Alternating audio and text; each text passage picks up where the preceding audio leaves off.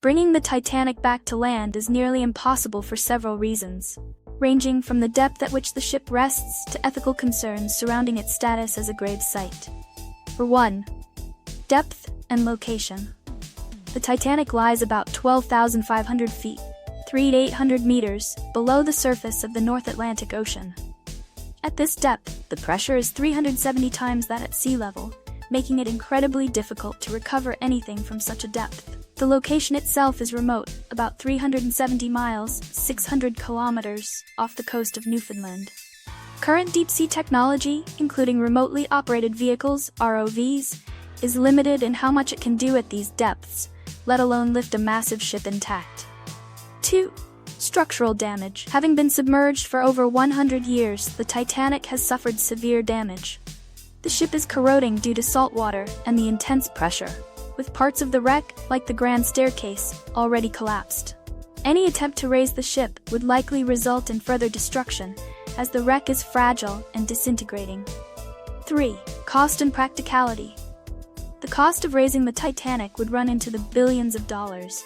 Specialized equipment would be needed, and even if the ship could be lifted, maintaining its integrity would be extremely difficult. The Titanic is no longer a solid, intact vessel. It is a fragile wreck. Any attempt to recover it could cause irreparable damage, and there are currently no financial incentives to justify such a colossal expense. 4.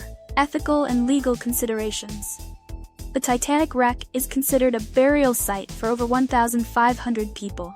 Many believe it should be left undisturbed out of respect for the victims. International treaties, like the UNESCO Convention on the Protection of Underwater Cultural Heritage, protect wreck sites, arguing they should remain untouched. Moving the ship would be seen as a violation of its status as a memorial and final resting place.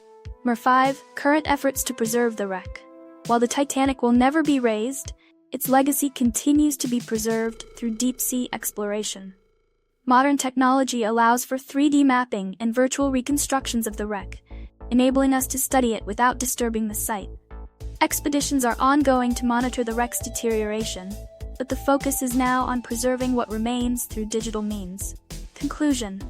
The Titanic will never be brought back to land due to the immense depth, structural fragility, high cost, and ethical concerns. While the wreck is decaying, it continues to be explored and preserved through advanced technology. Though it will eventually disintegrate, the Titanic's memory and legacy will live on through digital documentation and museum exhibits.